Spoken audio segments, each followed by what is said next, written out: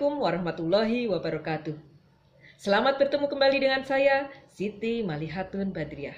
Pada kesempatan yang sangat luar biasa ini, saya akan membahas mengenai roya atau pencoretan hak tanggungan. Setelah terjadi hak tanggungan, kemudian hak tanggungan itu hapus, maka dilakukan pencoretan hak tanggungan pada buku tanah, hak atas tanah, dan pada sertifikat hak atas tanah oleh kantor pertanahan. Pengajuan permohonan pencoretan hak tanggungan ini dilakukan oleh debitur dengan membawa sertifikat hak tanggungan dan pernyataan secara tertulis dari kreditur bahwa hak tanggungan sudah hapus.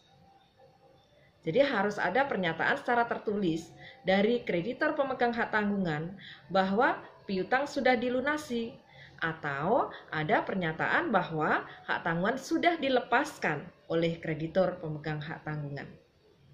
Jadi di sini sudah hapus dulu hak tanggungan, baru dilakukan pencoretan hak tanggungan di kantor pertanahan oleh kantor pertanahan yang bersangkutan. Nah, hapusnya hak tanggungan sendiri itu ada beberapa hal yang bisa menyebabkannya. Yang pertama adalah karena hapusnya utang yang dijamin dengan hak tanggungan. Kalau utang sudah dilunasi oleh debitur, maka di sini secara otomatis hak tanggungan hapus. Karena hak tanggungan ini sifatnya adalah asesor sebagai perjanjian tambahan dari perjanjian pokok. Jadi kalau utang sudah dilunasi oleh debitur, maka di sini perjanjian pokok berakhir. Kalau perjanjian pokok berakhir, maka secara otomatis hak tanggungan ikut berakhir pula.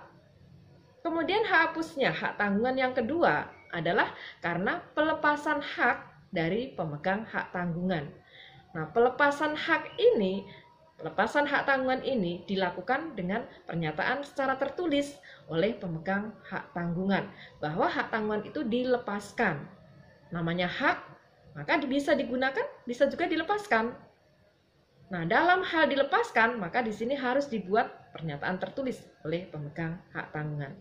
Kemudian kalau sudah ada pelepasan hak tanggungan ini, maka hak tanggungan menjadi hapus atau berakhir. Kemudian pembersihan hak tanggungan, ini juga bisa. Ya. Kemudian selanjutnya hapusnya hak atas tanah yang dibebani dengan hak tanggungan. Jadi kalau tanah yang menjadi objek hak tanggungan, hak atas tanah yang menjadi objek hak tanggungan itu hapus, maka secara otomatis hak tanggungan itu sudah tidak ada objeknya lagi. Kalau tidak ada objeknya lagi, maka di sini hak tanggungan menjadi hapus. Contohnya, objek hak tanggungan adalah hak guna bangunan. Hak guna bangunan ini ada masa berlakunya, terbatas masa berlakunya. Kalau masa berlakunya HGB ini atau hak guna bangunan ini berakhir dan tidak dilakukan perpanjangan, maka HGB ini menjadi hapus. Kalau HGB hapus, hak atas tanah hapus, maka di sini hak tanggungan menjadi berakhir atau hapus. Nah, itu hal-hal yang bisa menyebabkan hak tanggungan itu menjadi hapus. Nah, setelah hapusnya hak tanggungan tersebut, maka kemudian dilakukan pencoretan atau roya hak tanggungan oleh kantor pertanahan. Dan pengajuannya dilakukan oleh debitur dengan membawa suatu pernyataan dari kreditur pemegang hak tanggungan bahwa hak tanggungan sudah hapus.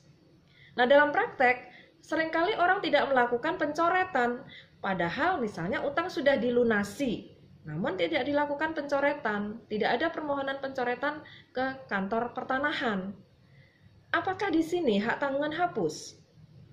Nah, tadi sudah saya kemukakan bahwa hapusnya hak tanggungan itu terjadi karena beberapa hal.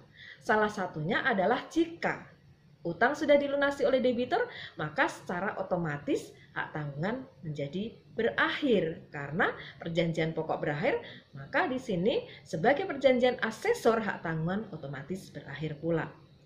Jadi meskipun belum dilakukan pencoretan, kalau misalnya utang sudah dilunasi oleh debitur, maka hak tanggungan sudah berakhir.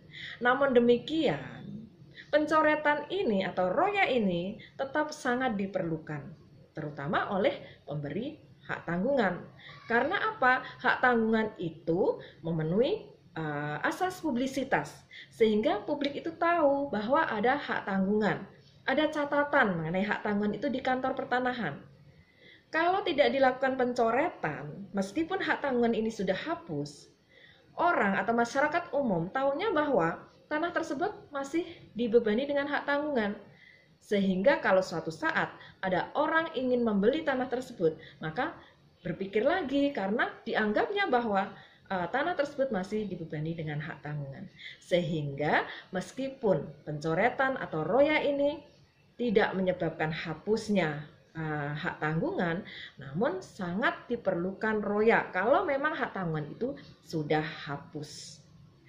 Demikian apa yang bisa saya sampaikan pada kesempatan pembahasan mengenai roya hak tanggungan ini.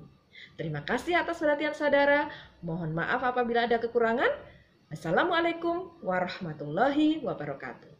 Jangan lupa subscribe, like, komen, dan share kepada teman-teman.